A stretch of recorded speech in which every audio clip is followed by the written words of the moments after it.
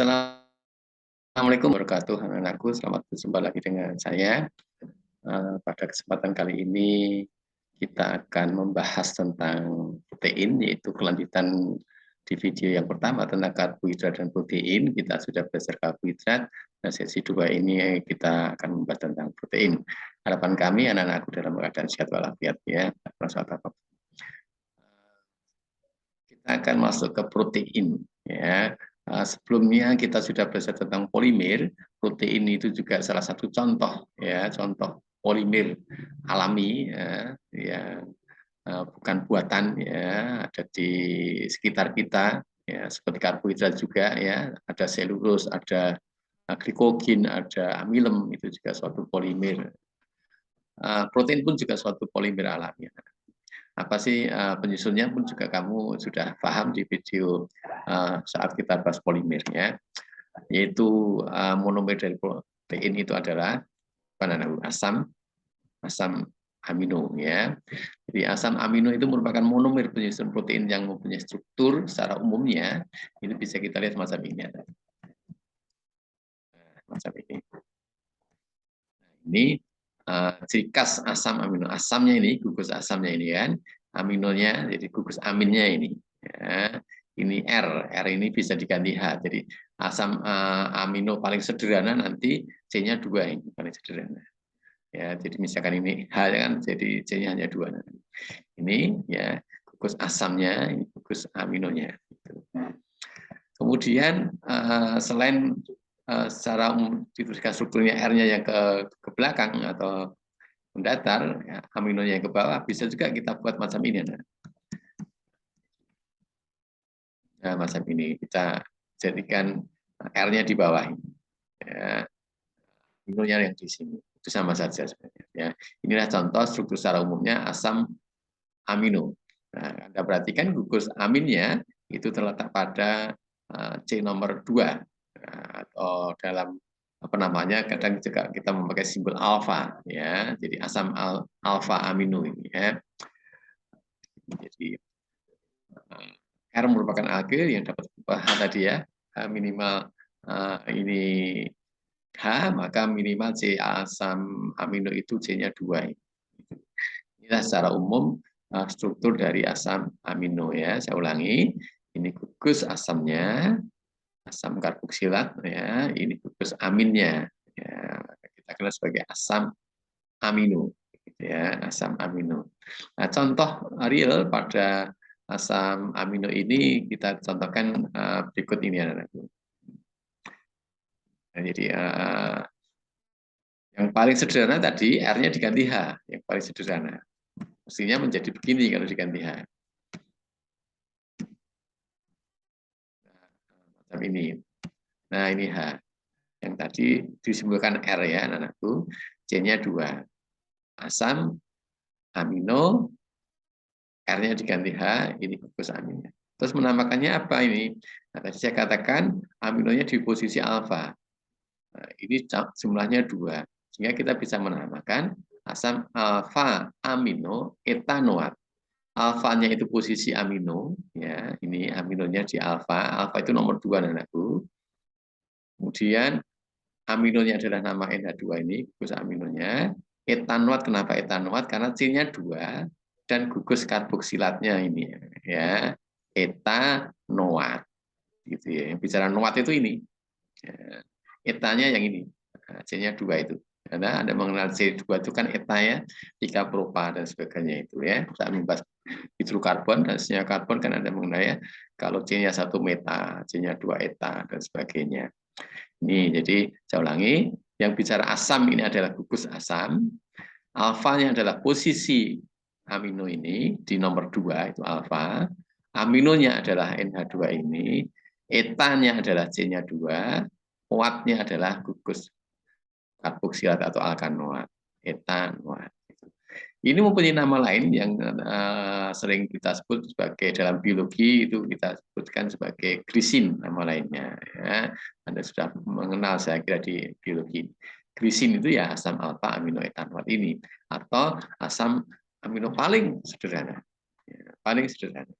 Ini glisin. Bagaimana kalau kita tambahkan C-nya? misalkan macam ini. Ya. Tapi di sini nanti diganti R, R yang C-nya cuma 1, ya itu diganti CH3 berarti ya. Ini. Cara menambahkannya sama, asam pasti asam, alfanya juga pasti, aminonya juga pasti. Kemudian kita hitung C-nya 1, 2, 3. Propa, ada propanoa. Asam, alfa, amino, propanoa. Ya, asamnya itu adalah suatu asam, alfanya posisi NH2, aminonya adalah nama NH2 ini, propanya adalah jumlah C-nya 3, 1, 2, 3, noatnya gugus karboksilat. Ya. Nama lainnya ini adalah alanin. Jadi, asam amino paling sederhana glisin, disusul berikutnya alanin. Ini sekedar contoh anakku. Kemudian misalkan saya mempunyai macam ini yang sering muncul di soal-soal, misalnya saya sampaikan yang contoh-contoh yang sering-sering saja ya. Nah, macam ini. Ini adalah asam alfa aminopropanoat yang mengandung gugus fenil. Fenil. Jadi, maka namanya di sini adalah fenilalanin. Fenilalanin. Karena mengandung gugus fenilnya ini. Fenilnya ini, alaninnya ini. Gitu ya, dan aku untuk contoh-contoh asam amino. Ini saya buatkan contoh 3. Kamu bisa browsing-browsing, banyak tentunya di internet, contoh-contoh asam amino ini. Ya, selain glisin, alanin, dan fenilalanin.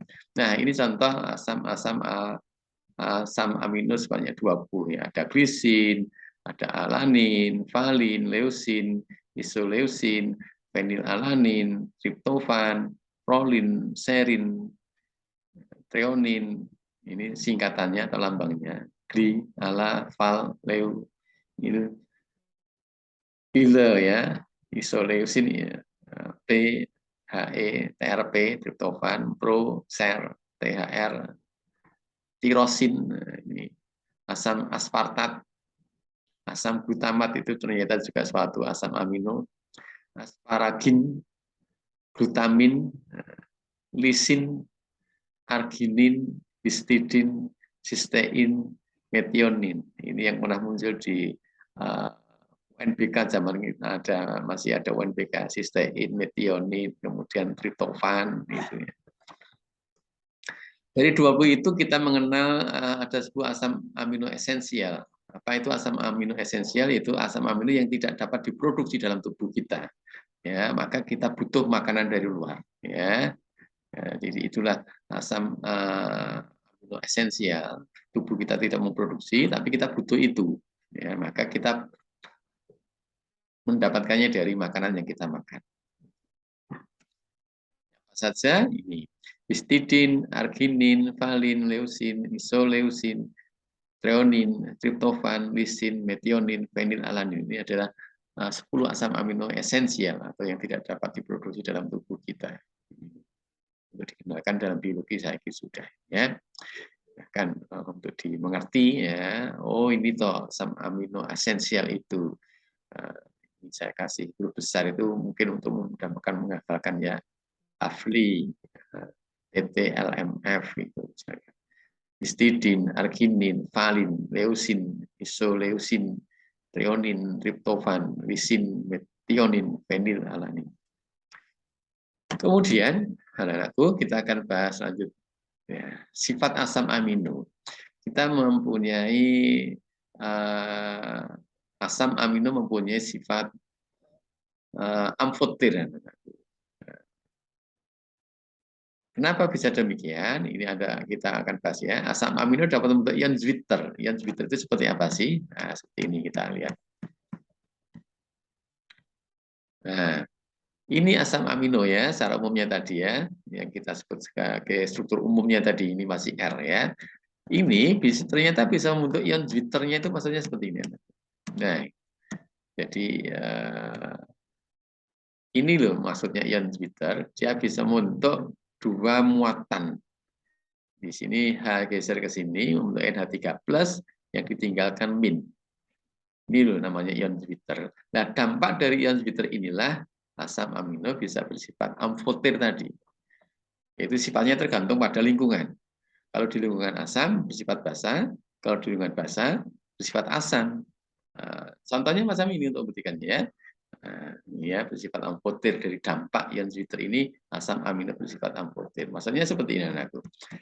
Kalau di lingkungan asam bersifat basa, di lingkungan basa bersifat asam. Contohnya macam ini. Ini adalah contoh asam amino ya anakku. Nah, ini yang membentuk ion Jupiter tadi. Misalkan dia di lingkungan basa, maka asam amino akan bersifat asam. Asam basa di sini berdasarkan teorinya Bronsted-Lowry. Asam itu pemberi proton, basa itu penerima proton. Proton dalam ini adalah ion H+. Gitu ya. Jadi asam basa Bronsted-Lowry berperan di sini. Ya. Pada lingkungan basa maka asam amino bersifat asam. Asam itu apa? Yang memberikan proton atau memberikan H+. Nah, inilah nanti yang lepas. H+ ini lepas bereaksi dengan OH- membentuk H2O. Ya. Jadi karena dia melepas H+, maka ini bersifat asam. Maka hasilnya menjadi ini anakku.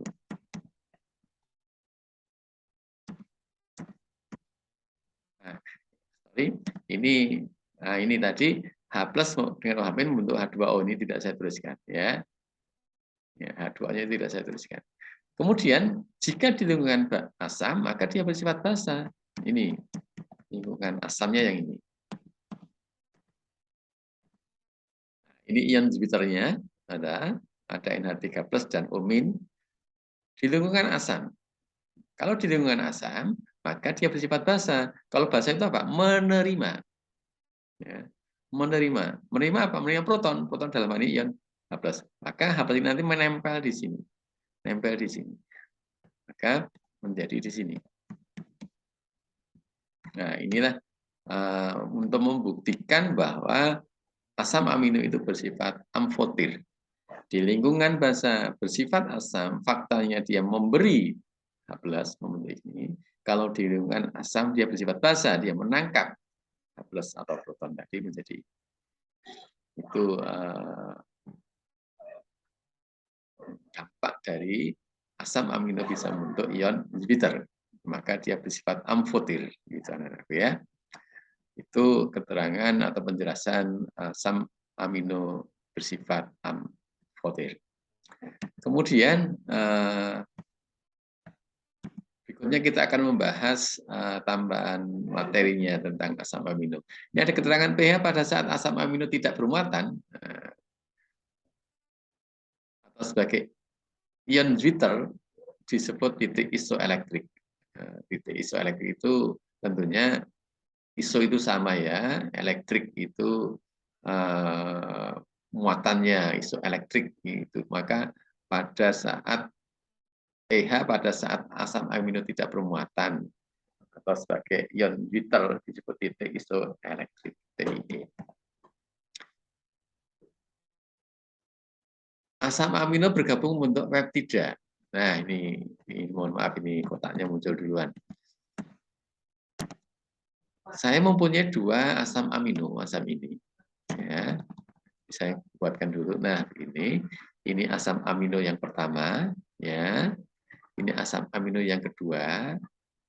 Asam amino bergabung membentuk peptida. Jadi peptida itu terbentuk dari dua asam amino ini. Misalkan dipeptida. Nah, dipeptida itu berarti dua, gitu ya. Nah, ini bisa bergabung ini.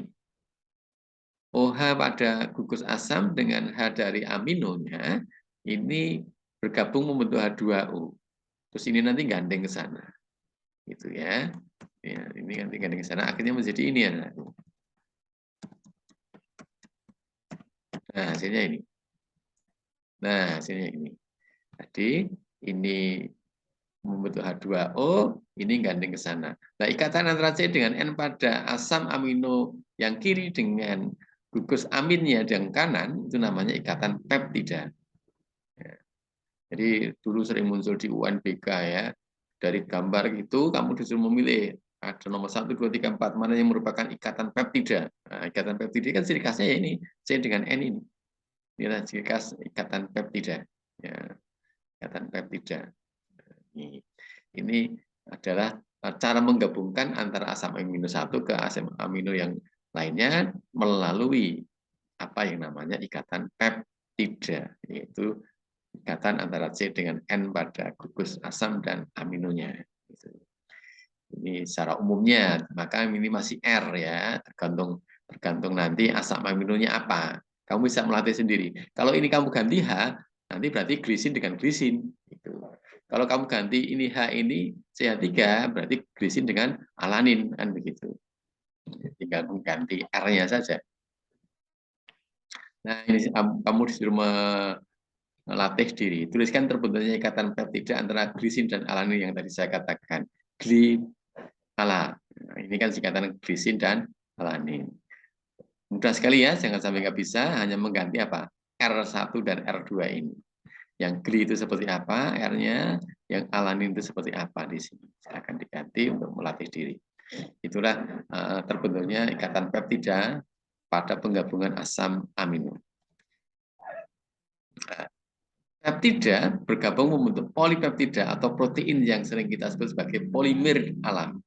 Jadi peptida ini nanti bergabung dengan peptida-peptida lain sehingga membentuk banyak peptida, maka kita sebut sebagai polipeptida atau nama lainnya protein. Ya, maka dikatakan bahwa protein itu adalah polimer yang monomer yang merupakan asam amino. Itulah tentang reaksi pembentukan peptida dan pembentukan polipeptida atau protein. Jadi ini nanti gabung-gabung gitu terus ya. Jadi ini nanti gabung dengan C, ini nanti gabung dengan N, gabung terus begitu membentuk polipeptida atau yang namanya protein. Itu anak-anakku tentang pembahasan asam amino bergabung peptida. Kemudian yang nomor 3 adalah terbentuknya protein, yaitu terbentuknya polipeptida, yaitu gabungan dari peptida-peptida ini. Ya. Kemudian uji protein yang kadang juga dulu sering menjadi soal-soal UNBK. Uji Biuret, itu kamu bisa memakai bereaksi NaOH 40% dan COSO4 1%. Ini diukur sebanyak 3 mili, lautan sampel ditambah 0,1 ml dan 2 tetes COSO4. Nanti ciri khasnya adalah warna ungu atau merah muda. Itu menunjukkan adanya ikatan peptida pada protein. Ada lagi uji timbal 2 asetat. Reaksinya NaOH 40% dan kertas saring yang dibasahi larutan PbNO3 2 kali. Ini sampel plus 2 mili NaOH kemudian dipanaskan pada penagas air. Waktunya terjadi dengan kertas timbal 2 asetat tadi. Nanti kalau ada warna hitam itu terbentuknya PBS, maka dia mengandung belerang. Ya, jadi maka dia akan mengandung belerang. Jadi uji timbal 2 asetat ini untuk menguji apakah protein itu mengandung belerang atau tidak. Kalau terbentuk warna hitam, maka dia mengandung belerang. Uji Biuret itu untuk ngetes adanya ikatan peptida atau tidak. Kalau positif atau warnanya ungu atau merah muda, itu nanti menunjukkan bahwa dia mengandung ikatan peptida. Kemudian satu lagi yang sering dimunculkan adalah uji santoprotean. Itu reaksinya adalah HNO3 pekat. Ini tiganya di bawah ya, atau asam asetat pekat. Sampel 3 mili plus 2 mili HNO3 pekat, kemudian dipanaskan pada penagas air. Jika sudah dingin, ditambah NH3 atau NaOH. Jika ditambah NH3 atau akan berwarna kuning, dan jika ditambah NaOH berwarna jingga. Maka sampel mengandung cincin benzen. Jadi uji santoprotean itu membuktikan adanya cincin benzen pada protein. Ya. Maka contoh yang mengandung cincin benzen tadi apa? Fenilalanin itu ya, ada cincin benzennya itu contoh. Ya. Ini kalau kita singkat ini. Reaksi Biuret perubahannya ungu atau merah muda, adanya ikatan peptida. Timbal 2 asetat, jika hitam ada belerang. Santoprotean jika kuning atau jingga ada cincin benzen. Ini uji protein, ada 3 ini yang favorit dalam soal-soal. Ya. Kemudian ini yang pernah muncul saya rangkum di sini di UNBK kita, sistein, metionin itu mengandung belerang. Fenilalanin, triptofan, tirosin mengandung cincin benzen. Aromatik biasanya ya, R-nya aromatik. Itu contohnya adalah mengandung cincin benzen. Glisin alanin bersifat hidrofob. Hidrofob itu tidak suka hidro itu air maksudnya. Jadi dia tidak suka air, itu contoh glisin dan alanin. Tirosin, lisin, asam glutamat bersifat hidrofil, suka air. Lisin bersifat basah. Ini contoh-contoh yang pernah ada di UNBK kita. Ini rangkuman tambahan informasi fungsi biomolekul yang pernah kita pelajari, karbohidrat, protein, lipid, asam nukleat, ini tambahannya. Sumber energi primer itu karbohidrat, komponen pembentuk membran sel, dinding sel, kontrol genetika, mengatur metabolisme lemak. Protein sebagai enzim, alat transportasi, antibodi, hormon, pembentuk membran sel, kontrol genetika, memperbaiki sel rusak. Jadi kontrol genetikanya cenderung yang protein yang lebih kuat ya. Lipid sumber energi sekunder, ya bukan utama ya, sekunder. Kalau primernya ya karbohidrat ini, misalkan nasi yang kita makan, jagung, ya, kemudian itu singkong, pembentuk membran sel juga. Asam nukleat, faktor genetika, koenzim, pembawa energi, pengatur biosintesa protein. Itu anak-anakku yang kita bisa sampaikan tentang protein, tambahan fungsi biomolekul ini. Semoga ada manfaatnya, ya. Bisa kamu pahami. Jika lupa ya diputar lagi saja. Demikian yang bisa kami lakukan untuk anak-anakku, untuk memudahkan kamu belajar, tinggal melihat video sambil tiduran, kamu bisa melihat video yang kami siapkan untuk Anda semuanya. Semoga bermanfaat. Akhir kata, mudah-mudahan manfaat. Assalamualaikum warahmatullahi wabarakatuh.